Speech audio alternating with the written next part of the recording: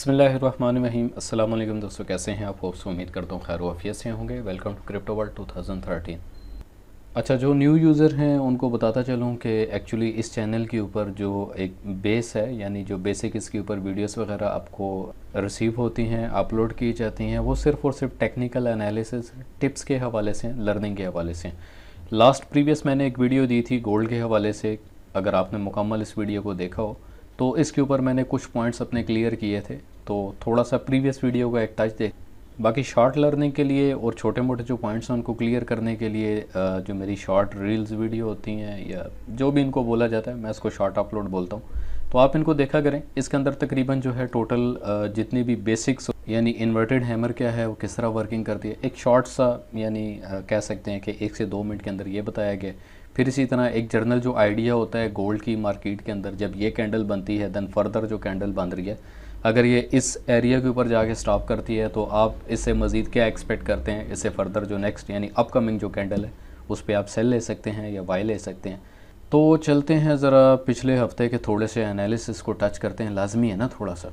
अच्छा, ये वीडियो थोड़ी सी मैं प्ले करता हूँ आप लोगों की याद दहानी के लिए। तो मार्केट का एनालिसिस कभी भी वन साइडेड नहीं किया जाता। मार्केट को हमेशा आप दो तरफ देखते हैं, यानी डुअल साइडेड देखते हैं कि मार्केट अप साइड भी हो सकती है, और अगर फंडामेंटल और डॉलर के हक में अगर मार्केट बेहतर साबित होती है तो उसकी एक रिजेक्शन, और जो हमारी ट्रेड होती है या जो हमारा एक एनालिसिस होता है उससे अगर अगेंस्ट आता है तो क्या हो सकता है। तो कंडीशन ये कहती है कि अगर ये 1890 से नीचे अपनी क्लोजिंग लेता है, 1890 के नीचे क्लोजिंग लेकर 4 घंटे की मजीद फर्दर अगर ये क्लोजिंग लेता है तो हम अपनी फर्स्ट टीपी को रिलाई करेंगे इस लेवल के ऊपर, जो कि तकरीबन 1755 का लेवल है। देन सेकंड जो हमारी टीपी होगी, सेकंड टीपी सेल के ऊपर हम 1739 यानी 1740 नियरेस्ट 1740 तक हम अपनी सेकंड रिवर्सल टीपी का वेट करेंगे। जी, तो दोस्तों ये एक प्रीवियस थोड़ा सा मैंने आपको टच किया एनालिसिस के हवाले से। मज़ीद आगे फर्दर चलते हैं डायरेक्टली चार्ट के ऊपर। तो सेम लाइक वही पॉइंट था जो मैंने बताया था कि भाई अगर तो ये इस एंगल से अगर ये रिजेक्ट करता है और 1791 या 1790 से अगर ये बॉटम ले जाता है तो मैक्सिमम हम फिर जो हमारा वेट होगा वो हमने ये वेट करना होगा 1755 तक का हमारा वेट है। 1755 के ऊपर हम बाय की रिलाई कर सकते हैं कि यहाँ से एक एंगल जो बाय का बनेगा, क्योंकि बेहतरीन एक सपोर्ट बनी हुई थी। इस सपोर्ट को भी इसने तोड़ा तो नेक्स्ट फर्दर जो एक माइंडसेट मानता है वो 1740 का है। बट इस टाइम पे मार्केट का एक फुली सिनेरियो जैसे ही चेंज हुआ, और सिनेरियो चेंज होने के बाद मज़ीद हम क्या एक्सपेक्ट करते हैं कि कहाँ पे जाके हमें एक best of the best buy यहाँ पर लेनी चाहिए। तो इस टाइम पे मेरे नज़रिए के मुताबिक, मेरे एनालिसिस के मुताबिक मार्केट का जो बेहतरीन एक पॉइंट है बाय का वो 1720 फर्स्ट पॉइंट आप इसको अपने जहन में रखेंगे। फिर इसी तरह जो हमारे पास सेकंड पॉइंट होगा वो 1715 का पॉइंट होगा, या मज़ीद मिनी अगर आते हैं तो same like previous point 1712 1711 historical point है। यहाँ पे मार्केट कई दफ़ा जो है मार्केट ने यहाँ से मतलब जब बॉटम से मार्केट उठ रही थी तो यही हमारे पास एक मेन पॉइंट था। यहाँ पे एक अच्छी खासी रिजेक्शन थी इसी पॉइंट के ऊपर जब मार्केट सेल जोन की तरफ थी। तो यहाँ पे कई दफ़ा रिजेक्शन लगी, मार्केट फिर नीचे गिरी। फिर यहीं से जब मार्केट ने ब्रेकडाउन किया, ब्रेकडाउन करने के बाद जो सेकंड फर्दर हमने 1720 का एक मिनी अपना रेजिस्टेंस लेवल जो लगाया था मार्केट ने उसको ब्रेक किया। ब्रेक करने के बाद नेक्स्ट फर्दर जो है वो 1740 था। 1740 को हाथ लगा के दोबारा मार्केट फिर से नीचे आई, यानी अगेन हिस्टोरिकल पॉइंट के ऊपर जो कि 1712 1711 का जो एक पॉइंट बनता था, मार्केट वहीं पे आई। देन मार्केट ने सून एज पॉसिबल, मतलब जितना स्पीडी मतलब डॉलर के ऊपर एक अफेक्ट पड़ा तो मार्केट ने एक अच्छा खासा बूम दिया। बट एक चीज़ याद रखिएगा, डॉलर के अफेक्ट होने के बाद, डॉलर के वीक होने के बाद भी गोल्ड ने जो अपनी पहली ब्रेक लगाई थी वो उसकी 1740 की ही ब्रेक थी। 1740 की जो एक्चुअली एक सपोर्ट बन रही थी टॉप से बॉटम की तरफ की अगर बात करते हैं, यानी जब ऊपर से नीचे आ रहा था तो एक बेहतरीन सपोर्ट थी। बट इस सपोर्ट को तोड़ने के बाद डाउन गया। अगेन इसी सपोर्ट की तरफ आते हैं तो ये सपोर्ट एक्चुअली एक बेहतरीन रेजिस्टेंस का किरदार अदा कर रही थी यहाँ पर। तो जैसे ही ये रेजिस्टेंस ब्रेक हुई तो फर्दर हमारे पास जो नेक्स्ट एक रेजिस्टेंस थी वो 1755 की थी। ऑलरेडी बैक टू बैक अगर 2 से 3 हफ्ते पहले की वीडियो देखते हैं तो उसके ऊपर एक अच्छा खासा मोमेंटम, एक अच्छा खासा प्रॉफिट जनरेट हुआ। तो मार्केट ने चलते अपना जो 1755 का बैरियर था उसको भी ब्रेक किया। उसको ब्रेक करने के बाद टॉप जो मैंने आपको बताया हुआ था तकरीबन 171771 के ऊपर आप अपनी टीपी लगा के रखें। ऑलरेडी हिट हुई टीपी, फिर उसके बाद फर्दर जो फाइनल एक टीपी थी जो आपको बताई गई थी हाफ एंड हाफ जो है यानी 1785 थी। बैक टू बैक कैंडल को देखें, बट उसके लिए भी मैंने बोला था कि 1781 के ऊपर आप एग्ज़िट कर लें, यानी कैंडल की हाफ क्वार्टर से आप एग्ज़िट करें, वो भी ज़्यादा बेटर ऑप्शन है। तो 1781 की भी टीपी हिट हुई, बट अनफॉर्चुनेटली गोल्ड ने मैक्सिमम जो एक टॉप किया वो 1807 था, जो कि ऑलरेडी बताया हुआ था। बट 1807 की भी जो एक टीपी थी 1807 की, तो उसमें मैंने बताया था कि आप तकरीबन कोशिश करें कि 1805 के ऊपर आप एग्ज़िट करें और आउट हो जाएं। अब इस टाइम पे चलता हुआ जो एक सबसे बड़ा मामला चल रहा है मार्केट के अंदर, क्या गोल्ड यहीं से बैक लेगा, क्या गोल्ड ने यहीं से अपनी बुलिश मूव करनी। मैं एक बात बड़े वसूख से बोलता हूँ और अक्सर मैं अपनी वीडियो में बताता हूँ कि मार्केट को हम अपनी सोच के मुताबिक नहीं चला सकते। ये चीज़ आप अच्छे से अपने जहन में रख लें। एक्चुअली मार्केट जो है, मार्केट फंडामेंटल और एनालिसिस की बेस पे चलती है। अगर मार्केट में फंडामेंटल अप्लाई हो जाता है और फंडामेंटल अप्लाई होने के बाद भी इस एंगल पे अगर हमारी स्टिल जो है सेल लगी हुई हैं या बाय लगी हुई हैं, तो हम ये एक्सपेक्ट नहीं कर सकते कि हमने जो लगाया हुआ मार्केट उसी डायरेक्शन पे चलेगी। ये एक रॉन्ग कंसेप्ट है। इसको कोशिश करें कि अपने माइंडसेट से जितना जल्दी निकाल सकते हैं आप मार्केट में, उतना अच्छा जो है सर्वाइव कर जाएंगे। बट अब जो लोग इस एंगल के ऊपर कह रहे हैं कि जी यहीं से इसने रिवर्सल करना है, हमारी बाय लगी हुई है, तो एक्सपेक्टेड तो है कि मार्केट यहाँ से रिवर्सल लेगी, बट मिनिमम जो आप इंतज़ार करेंगे, फर्स्ट जो आप रिलाई करेंगे 1740 तक आप वेट करेंगे। देन उसके बाद सेकेंडली जो आपका वेट होगा मार्केट के अंदर बाय लेने के लिए, बेस्ट बाय की पोजीशन लेने के लिए 1720 एक्सपेक्टेड है। इसको आपने भूलना नहीं है, ये एक्सपेक्टेड है। इसी तरह मज़ीद अगर आप एक अच्छी बाय की पोजीशन लेना चाहते हैं तो 1711, 1712 हिस्टोरिकल जो एक पॉइंट है, आप इस तक वेट करें। अब इस पॉइंट को मैं हिस्टोरिकल क्यों बोलता हूँ, कलर चेंज करते हैं ताकि आपको हिस्टोरिकल का थोड़ा सा एक आइडिया दिया जाए।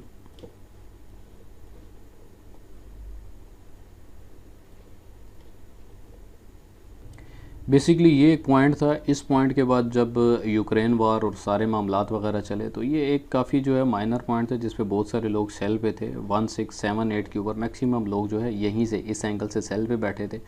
बट इसने जो एक मैक्सिमम अपना टॉप किया था मार्केट लेवल पे 1960 फर्स्ट टॉप था। देन उसके बाद मार्केट दोबारा से बॉटम आई। बॉटम आने के बाद अगेन वही पॉइंट, ऑलरेडी उसी पॉइंट से मार्केट ने दोबारा जंप आउट किया। तो बेसिकली हम इस पॉइंट को as a historical point consider करके चलेंगे।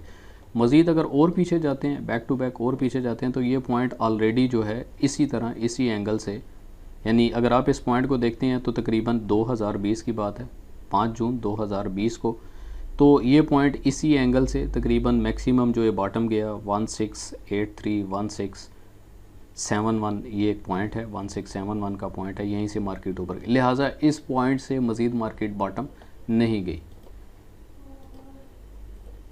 तो आज का शॉर्टकट से ये एक एनालिसिस है। आपने सिर्फ अपना इंतज़ार करना है बेस्ट बाय पोजीशन लेने के लिए। फर्स्ट जो हमारे पास एक स्ट्रांग इस टाइम पे रेजिस्टेंस जो सामने आ रही है वो यही है, 1740 की रेजिस्टेंस है, जहाँ से हम रिलाई कर सकते हैं कि मार्केट यहीं से पुश बैक करेगी। बट सेकंड जो हमारे पास रेजिस्टेंस है वही है 1721 और इसी तरह 1711 की एक रेजिस्टेंस है, सॉरी सपोर्ट है। इस सपोर्ट तक हम कोशिश करेंगे कि हम अपना कोई भी बाय का क्लिक इस रेंज के इन बिटवीन कहीं से भी हम अपना बाय का क्लिक ना लें तो ज़्यादा बेटर ऑप्शन है। अगेन वही चीज़ कि मार्केट को कभी भी वन साइडेड हम नहीं देख सकते। मार्केट को हमेशा हमने अगर एनालिसिस करना है तो डुअल साइडेड, दो तरफा हम मार्केट को एनालिसिस करते हैं। तो डायरेक्टली 1 घंटे के चार्ट पे चले जाते हैं। अगर डॉलर के हवाले से न्यूज़ अच्छी आ जाती है और मार्केट यहीं से नीचे गिर जाती है, यानी गोल्ड अगर वीक होता है, तो फिर उसके बाद हमारा पॉइंट वही है सेम जो ऑलरेडी बता दी है। बट वहीं पे अगर डॉलर कमज़ोर होता है, वीक होता है, मईशत थोड़ी सी डाउन जाती है, तो ऑलरेडी आप देख सकते हैं बेसिकली इसको हम बुल विक नहीं कह सकते। इसको किसी भी अंदाज में हम बुल विक नहीं कह सकते, क्योंकि ऑलरेडी मार्केट टॉप कर गए, दोबारा एक शेडो दे रही है। यानी मार्केट ओपनिंग के बाद फॉरेक्स फैक्ट्री भी थोड़ा सा आपको टच करवाऊंगा कि बेसिकली न्यूज़ कब कब हैं और कौन सा दिन हमारे लिए ज़्यादा इंपॉर्टेंट है। पूरे हफ्ते के अंदर हम किस दिन ज़्यादा इजीली ट्रेड कर सकते हैं और एक अच्छा प्रॉफिट बना सकते हैं। मार्केट कब जाके हमें क्लैरिफाई करेगी कि मार्केट का रुख यानी मार्केट का एक्चुअल जो ट्रेंड है वो किस तरफ है। तो घंटे की अगर कैंडल की बात करते हैं, गोल्ड है, कुछ भी नहीं कह सकते।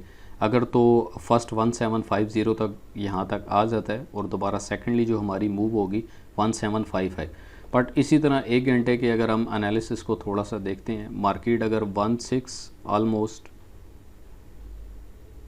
1761 तकरीबन ये हमारे पास एक रेजिस्टेंस है इस टाइम पे। अगर ये इस रेजिस्टेंस को क्रॉस कर जाता है हफ्ते के पहले दिन या दूसरे दिन, दैन हम रिलाई कर सकते हैं, बट इसका क्रॉस करना लाजमी है। अगर ये क्रॉस करता है इफ़ पॉसिबल, अगर क्रॉस नहीं करता, यहीं से रिट्रेसिंग करता है, तो दैन 1712 1720 ये हमारे पास एक फ़ाइनल है। और वहीं से हम अपनी कोशिश करें कि लिमिट के साथ ट्रेड करें, बाय लिमिट के साथ ट्रेड करें। बाय लिमिट के साथ जितनी आप ट्रेड करेंगे, एक तो हैचिंग सिचुएशन कम होती है, दूसरा अगर आप डे ट्रेड कर रहे हैं या वीक ट्रेड कर रहे हैं, वीकली ट्रेड कर रहे हैं, तो आहिस्ता आहिस्ता करते हैं, जहाँ जहाँ पे आपकी लिमिट्स होंगी, आपकी लिमिट्स अगर लो लॉट साइज़ हैं एग्जीक्यूटेड होती जाएंगी। और एक टॉप यानी 2 हफ्ते का आप एनालिसिस करते हुए एक टॉप की आप टीपी लगाकर उसको छोड़ दें, तो तकरीबन 2 हफ्ते बाद या 1 महीने बाद जो भी एक मार्केट की एक्सपेक्टेशन होंगी, तो आप एक अच्छे प्रॉफिट और मोमेंटम के साथ एक हैंडसम प्रॉफिट ले सकते हैं। सीधा चलते हैं जी फॉरेक्स फैक्ट्री पे, जल्दी जल्दी एनालिसिस ख़त्म करते हैं आप, ताकि बोर ना हो जाएं। तो मंडे के दिन कुछ ख़ास न्यूज़ नहीं है, नॉर्मल है, टेक्निकली परफॉर्म करेगा और टेक्निकली यकीनन जो है वो सेल की तरफ ही जाना है। और ट्यूसडे के दिन अगर हम देखते हैं तो तकरीबन मार्केट के अंदर डॉलर के हवाले से जो न्यूज़ है, फ्लैश सर्विसेज PMI की 6:45 पाकिस्तानी टाइम के मुताबिक, फिर इसी तरह सेकंड न्यूज़ जो है यानी जिसको हम मीडियम इम्पैक्ट न्यूज़ कह सकते हैं, हाई और उसके बाद मीडियम, देन 7 बजे की 2 न्यूज़ मज़ीद हैं और हैं मीडियम है। अच्छा, मीडियम न्यूज़ को आपने कभी भी कोशिश करना है इग्नोर नहीं करना, क्योंकि सम टाइम पे मीडियम न्यूज़ भी इतना एक अच्छा इम्पैक्ट कर जाती है कि बेड़े गर्क कर जाती है। तो मीडियम न्यूज़ को भी ना आपने अपने जहन में रखना है। मज़ीद आगे चलते हैं वेडनेसडे के दिन। तो वेडनेसडे के दिन भी 5:30 के ऊपर 3 न्यूज़ हैं जो कि मीडियम इम्पैक्ट करेंगी, और 5:30 पे एक्चुअली 2 न्यूज़ हैं। 7 बजे की 1 न्यूज़ है और 7:30 के ऊपर लो इम्पैक्ट आप इसको कह सकते हैं, मगर लो इम्पैक्ट के ऊपर तकरीबन टेक्निकली मूव होता है।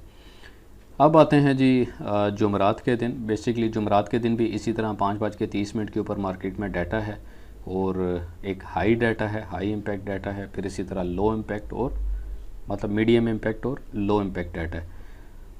मज़ीद आगे चलें तो लास्ट में जो हमारे पास फ्राइडे का दिन बचता है यानी जुम्मे के दिन, तो जुम्मे के दिन मार्केट के अंदर एक अच्छी खासी हम मूवमेंट देख सकते हैं और अच्छा खासा मार्केट एक वोलेटाइल कर सकती है, जिसमें 5:30 के ऊपर कोर PCE प्राइस इंडेक्स की एक न्यूज़ है जो कि हाईली इम्पैक्ट न्यूज़ है, और उम्मीद करते हैं कि यही वो न्यूज़ होगी जो मार्केट का एक अच्छा फ़ैसला करेगी कि मार्केट ने अब बुलिश करना है या बैरिश करना है, मार्केट अपसाइड जा रही है या डाउन साइड। तो इस न्यूज़ के ऊपर हम एक अच्छा खासा मोमेंटम ले सकते हैं। फिर इसी तरह 7 बजे की न्यूज़ है फ्राइडे के दिन, जिसमें फेड चेयर पाउल की एक स्पीच होगी, जिसमें टोटल पिछले पूरे 1 हफ्ते का डॉलर के साथ लिंक होने वाले जितने भी बिजनेसेस हैं, तो तमाम बिजनेसेस को सामने रखते हुए कि डॉलर की इस टाइम पे क्या वर्थ है, क्या मार्केट में डॉलर स्ट्रांगली सर्वाइव कर रहा है या वीकली सर्वाइव कर रहा है, तो उसको देखते हुए मार्केट में गोल्ड अपना अच्छा खासा एक मोमेंटम देगा। लिहाजा फ्राइडे के दिन हमारे पास एक अच्छा चांस होगा गोल्ड के ऊपर best of the best click लेने के लिए। अगेन याद रखिएगा, कुछ पॉइंट आपको मैं क्लियर ऑलरेडी कर चुका हूँ, बट कुछ पॉइंट मैं आपको मज़ीद और स्कैल्पिंग के क्लियर कर देता हूँ। यानी इंट्राडे की अगर बात करते हैं तो इंट्राडे के अंदर 5 मिनट, 15 मिनट और 30 मिनट, यानी सबसे पहले तो हम चार्ट देखते हैं आधे घंटे का। आधे घंटे के चार्ट के अंदर क्या हो रहा है, अगर हमने तकरीबन आधे घंटे में ट्रेड करनी होती है, तो ऑलरेडी आधे घंटे के चार्ट के अंदर ये भी एक कन्फ्यूजन थी कि पियानो कैंडल बन रही है या क्या करेगी, क्योंकि हमारे पास जो एक्सपोर्ट फर्जी एक्सपोर्ट जो थी वो 1754 1755 की सपोर्ट थी। सपोर्ट से बॉटम गया, फिर उसी के ऊपर आया, फिर यानी अप एंड डाउन मूव थी, कुछ खास जो है ना इसकी तरफ से ट्रेंड क्लियर नहीं हो रहा था। इंट्राडे के अंदर बेसिकली आप आने वाले अगले आधे घंटे का जो एक ट्रेंड है गोल्ड का, उसको क्लेरिफाई कर सकते हैं। मज़ीद चलते हैं, 3 कैंडल्स बनी हुई हैं, आप इनको देख सकते हैं बड़ा क्लियरली। तो तीनों ये जो कैंडल्स हैं, इन तीनों कैंडल को फिल वक्त शेडो है, और शेडो होने की वजह से हम इनके ऊपर कोई भी बाय की एक्सपेक्टेशन रिलाय नहीं कर सकते, क्योंकि मार्केट ऊपर जा रही है बट मार्केट को सेलर्स जो हैं वो नीचे की तरफ गिराने की कोशिश कर रहे हैं। मज़ीद आते हैं 15 मिनट के चार्ट के ऊपर। तो 15 मिनट के चार्ट के अंदर सेम, अब इसको ना तो पियानो कह सकते हैं और ना ही कुछ कह सकते हैं। इस कैंडल्स का इस टाइम पे कुछ भी कहना समझ लें कि वो ख़तरे से खाली नहीं है, क्योंकि ये देखें बुलविक ऑलरेडी यहाँ पर बुलविक का एक साइन था, मगर बुलविक का साइन भी उस तरीके से प्रॉपरली यहाँ पर इम्प्लीमेंट नहीं हुआ। लिहाजा इस कैंडल के ऊपर धोखे से बचने के लिए ट्रेड ना करना वो एक ज़्यादा बेटर ऑप्शन है। बट 15 मिनट को अगर देखते हैं, बैक एक रिवर्स लग रहा है, बैक रिवर्स एक्सपेक्ट कर सकते हैं कि अगर बैक टू बैक कैंडल्स के नियरेस्ट भी आता है तो 1750 यानी 300 पिप तक हम रिलाई करेंगे। फिर देन उसके बाद एक बड़ा सा स्पाइक हो गया, मार्केट दोबारा नीचे या उससे भी नीचे आ जाएगी। तो इस चीज़ से हमने काफ़ी ज़्यादा जो है कोशिश करना है, अवॉइड करना है और बचना है। मज़ीद आते हैं 5 मिनट के चार्ट के ऊपर। फर्स्ट जो रेजिस्टेंस इस टाइम पे बनी हुई है 1751 की, इफ़ द क्रॉस। सेकंड हम रिलाई करेंगे 175455 के ऊपर। अगर ये भी क्रॉस करता है तो फिर ये ऊपर की तरफ है। तो ये एक सिंपल सा एनालिसिस था। बाकी मैं गुजारिश करूँगा तमाम जितने भी न्यू यूज़र्स हैं, न्यू स्टूडेंट्स हैं, तो काइंडली चैनल को सब्सक्राइब करें, बेल आइकन प्रेस करें ताकि तमाम आने वाली नोटिफिकेशन आपको वाया मोबाइल नोटिफिकेशन रिसीव हो सकें। बाकी जो लोग ग्रुप में ज्वाइन होना चाहते हैं तो सिंपल क्राइटेरिया है, दिए गए डिस्क्रिप्शन में जो ब्रोकर का लिंक है, आप अपना अकाउंट बनाएं, मुझे स्क्रीनशॉट। क्राइटेरिया को फॉलो करने के लिए ऑलरेडी मैंने वीआईपी सिग्नल के हवाले से मुकम्मल एक वीडियो बनाई हुई है, आप इस वीडियो को देखें। इसमें तमाम तर जितनी भी कंडीशन हैं, कंडीशन नहीं रिक्वेस्ट है, क्योंकि ज़ाहिर बात है अगर लर्निंग फ्री ऑफ कॉस्ट है तो कुछ ना कुछ जो है होना चाहिए। तो उसके लिए सिंपल क्राइटेरिया है कि आप दिए गए डिस्क्रिप्शन में लिंक से अपने ब्रोकर का अकाउंट बनाएं और मुझे व्हाट्सएप कर दें। अच्छा, वीडियो एंड करने से पहले मुझे छोटी सी एक बात याद आ गई थी, मैंने कहा चले मैं एक्सप्लेन कर ही दूँ। अब अलग एक वीडियो तो बना नहीं सकता था उसके लिए, तो यहीं पे एक्सप्लेन कर दूँ। देखें, इन फ्यूचर में अगर यूट्यूब वाले कोई ऑप्शन दे देते हैं कि आप अपनी 1 मिनट या 2 मिनट की जो बात अगर भूल जाते हैं, एडिट करके कट करके उसमें लगा दें, तो क्या ही मज़े होंगे। तो आप लोगों का ही फ़ायदा, मेरा तो कोई फ़ायदा नहीं है इसमें।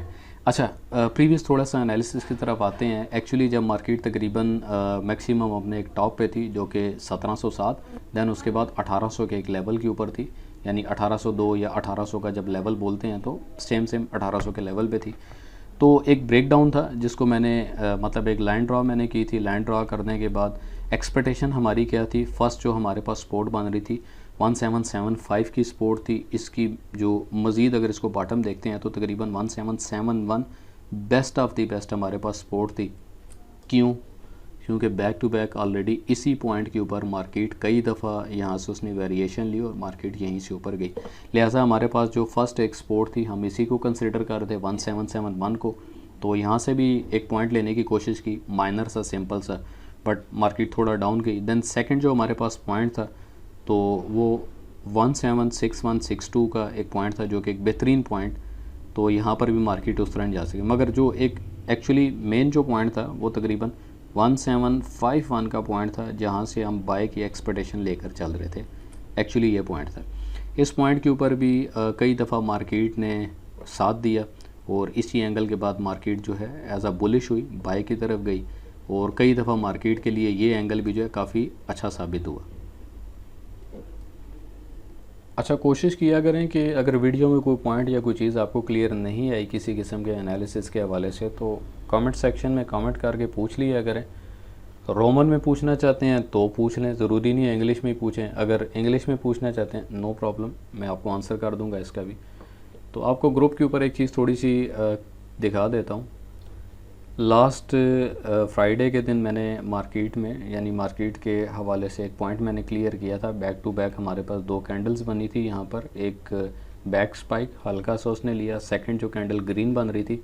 तो इसके ऊपर एक्सपेक्टेशन मैंने दी थी कि हम एक छोटा सा रिस्क लेंगे इस पॉइंट के ऊपर 1746 के ऊपर। तो तकरीबन एक्सपेक्टेड हम इसको क्लोज़ कर रहे थे 48 तक या बिफोर 48 या 485 के ऊपर। तो ये एक छोटा सा 100 पिप के ऊपर एक प्रॉफिट लिया था। तो इसकी मैंने थोड़ी सी क्लेरिफिकेशन भी की थी, यानी ये वही पॉइंट है जो ऑलरेडी यहाँ पे था। तो इस पॉइंट के पीछे जो एक लॉजिक थी, एक मंतक थी, वो मैंने फिर बड़े एक मैसेज के अंदर क्लेरिफाई किया था इसके अंदर कि इस पॉइंट का लॉजिक क्या था, इस लॉजिकली पॉइंट के पीछे मैंने ट्रेड क्यों ली। तो तुक्का प्रेडिक्शन कुछ भी नहीं होती है, थोड़ा सा एक नॉलेज होता है, knowledge plus skills plus practice equal to profit. Actually हम मार्केट में जितनी भी ट्रेड कर रहे होते हैं, हमारी ट्रेड सपोर्ट एंड रेजिस्टेंस के इन बिटवीन ही हो रही होती है कि अगर तो वो रेजिस्टेंस को क्रॉस करता है यानी टॉप करता है तो हम इजीली बुल रन यानी बाय के अंदर आते हैं, बाय में अपनी ट्रेड लेते हैं। जैसे ही वो सपोर्ट को रिजेक्ट करता है, सपोर्ट की तरफ से रिजेक्शन आती है, तो ऑलरेडी डेफिनेटली जब सपोर्ट पे रिजेक्शन होगी तो हम यहीं से दोबारा से अपनी बाय की पोजीशन लेते हैं। बट जब सपोर्ट ब्रेक करती है, इंतज़ार करना क्या ये स्पाइक है, रिवर्सल बैक करेगा नहीं करेगा। तो एक्चुअली हमारे जितने भी पॉइंट होते हैं वो सपोर्ट एंड रेजिस्टेंस के इन बिटवीन होते हैं। तो जैसे जैसे सपोर्ट टूटती जाएगी तो वही सपोर्ट ऑटोमेटिकली रेजिस्टेंस बनेगी। देन मिनिमम जो सबसे लास्ट की एक रेजिस्टेंस होती है, जो एक स्ट्रॉन्ग रेजिस्टेंस है, उसको देखकर और मिनी रेजिस्टेंस यहाँ पर कुछ थोड़ा बहुत मार्केट में इन्फ्लेशन आई है तो वहाँ पे हम थोड़ा सा कोशिश करेंगे, हम अपनी मार्केट को स्टॉप होता देखते हैं कि मार्केट यहीं से अगर वापस जाती है, रिवर्स बैक करती है, तो हम कुछ ना कुछ स्कैल्पिंग इस पॉइंट के ऊपर से लेकर अपनी इक्विटी को बेटर कर देते हैं। एक न्यूज़ आपके सामने रखता हूँ, फिर उसके बाद वीडियो को ऑफ करते हैं, वीडियो ज़रा लंबी हो गई है। बेसिकली इस दफ़ा की जो न्यूज़ थी यूएस स्टॉक इंडेक्स के हवाले से कि जितने भी यूएस डॉलर के साथ स्टॉक चल रहे थे इस पिछले हफ्ते, तो इसमें उन्होंने बड़ा क्लियर बताया कि US stock index turn lowest last week with losses acceleration into, छड़ो यार उर्दू तो दस दें, तो कुछ समझते हैं। एक्चुअली इनके कहने का मतलब ये है इस पूरे का कि अगर मतलब लास्ट टाइम जो अमेरिकी स्टॉक था उसके जितने भी यानी पॉइंट्स वैल्यू थे पिछले हफ्ते के अंदर वो कम हो गए, और अमेरिकी डॉलर के बढ़ने के साथ साथ ही मतलब लास्ट हफ्ते के आखिर के अंदर नुकसानात जितने भी थे उसमें काफ़ी ज़्यादा थे। सारी बात है, जब डॉलर ऊपर जाएगा तो फिर लॉसेस के अंदर तो काफ़ी ज़्यादा उतार चढ़ाव आएगा। फिर इसी तरह जो दो वोटर थे FOM यानी FOMC के जो दो वोटर थे जिसमें जेम्स ब्लाड और एथर्ड जॉर्ज, जिनकी तरफ से जो है ना वो काफ़ी ज़्यादा सख्त बयानबाजियाँ की गई हैं। बाकी इसके साथ फेडरल रिज़र्व की जितनी भी उनकी तरफ से रिटायरमेंट कंडीशन थी उनको काफ़ी ज़्यादा उन्होंने सख्त किया, उनकी जितनी शराइत थी उनको मज़ीद और ज़्यादा उन्होंने स्ट्रांग कर दिया, जिसकी वजह से डॉलर ऊपर गया और गोल्ड बुरे तरीके से नीचे आ गया। NDX के हवाले से बड़ा क्लियर इन्होंने बताया, NDX ब्रोकर जो 4 हफ्ते से जो ये सर्वाइव कर रहा था, तो 4 हफ्ते का इसका जो एक मैक्सिमम ब्रेक डाउन था वो 2.38% इन्होंने कम किया है, यानी इसके अंदर भी काफ़ी कमी आई है। मज़ीद अगले पैराग्राफ की तरफ चलते हैं। मतलब ये बताने का मकसद ये है कि एक्चुअली मार्केट में हुआ क्या है। पिछले हफ्ते मार्केट काफ़ी एक अच्छे तरीके से परफॉर्म कर रही थी, बट जो FOMC की न्यूज़ होती हैं, FOMC की न्यूज़ को आपने काफ़ी ज़्यादा इग्नोर नहीं करना, बट जिस दिन FOMC की न्यूज़ हो मार्केट एक रुख चले। तो ये पैराग्राफ जो है ये सबसे ज़्यादा समझने वाला पैराग्राफ यही था जिसको हम इग्नोर नहीं कर सकते इस टाइम पे, क्योंकि जितने भी ट्रेडर्स थे वो पिछले जुलाई से इस टाइम तक यानी मार्केट के अंदर एक्चुअली जो PCE की तरफ से एक न्यूज़ थी, तो मैक्सिमम जितने भी ट्रेडर्स थे वो 4.7% के हिसाब से ईयरली, अगेन बता रहा हूँ ईयरली 4.7% के एक्सपेक्ट कर रहे थे कि मार्केट जो है वो उनके हक में। और साथ ही साथ जितने भी ट्रेडर्स हैं वो मिस्टर पॉल साहब की एक ही न्यूज़ को सुनने के लिए बेताब हैं कि भाई वो 26 अगस्त को उनकी तरफ से क्या स्पीच होती है। अगेन जैसा मैं आपको बता चुका हूँ फॉरेक्स फैक्ट्री के अंदर कि हमारे पास सबसे जो मज़े की न्यूज़ होगी,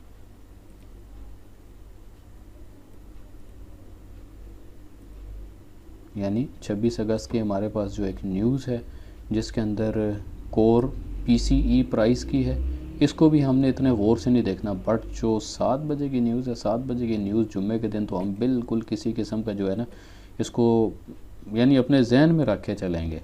मार्केट के अंदर काफ़ी हलचल होगी। अब इस मार्केट की इस न्यूज़ का और जो ऑलरेडी यहाँ पर फॉरेक्स फैक्ट्री के अंदर एनालिसिस हुआ है, क्या इसका कोई आपस में कनेक्शन है? डेफिनेटली है। तो यही चीज़ें, इन्हीं चीज़ों के कनेक्शन की बेस के ऊपर एक एनालिसिस होता है और मार्केट में प्रेडिक्ट करके और एनालिसिस करके चला जाता है। बोर नहीं हो यार वीडियो से, यही नॉलेज है, इसी नॉलेज की बेस के ऊपर आप आगे मार्केट में कुछ अच्छे तरीके से प्रॉफिट बना पाओगे। मैं भी पहले तंग हो जाता था, क्या है। अब जितने भी इक्विटी ट्रेडर्स हैं वो तमाम के तमाम रेडी हैं कि डॉलर के हवाले से जितनी भी मतलब डॉलर के स्ट्रांग होने के हवाले से जितने भी मामलात हैं वो उनको रिजेक्ट करेंगे। यानी एक्टिव ट्रेडर की बात कर रहा हूँ जो मार्केट में एक्टिवली डे ट्रेड या जिस तरह भी अपना सरमाया लगा कर चल। अब जुमे के दिन जो न्यूज़ है CFTC की जो एक न्यूज़ है, COT के तहत, यानी इसका ऑब्जर्वेशन है कमिटमेंट ऑफ ट्रेडर्स, यानी ट्रेडर्स की जो आपस में एक कमिटमेंट होगी उस हवाले से अगर देखते हैं तो मार्केट में S&P 500, हम तो वैसे स्टॉक मार्केट कहते हैं मगर यहाँ पे ये मतलब इसका अगर दूसरा नाम बोला जाए तो सट्टा बाज़ार, सट्टा मार्केट भी हम इसको कह सकते हैं, यानी इक्विटी मार्केट जो है, इक्विटी मार्केट को दोनों में से कोई भी एक नाम दें तो वो चलता है। अब इसी तरह 16 अगस्त तक जो मतलब डिफरेंट मार्केट के जितने भी एंगल थे जो ऑलरेडी मैं आपको यहाँ पर क्लियर कर चुका हूँ कि हम अपनी सपोर्ट एंड रेजिस्टेंस के इन बिटवीन जो ट्रेड कर रहे होते हैं या स्कैल्पिंग करते हैं, कुछ भी करते हैं।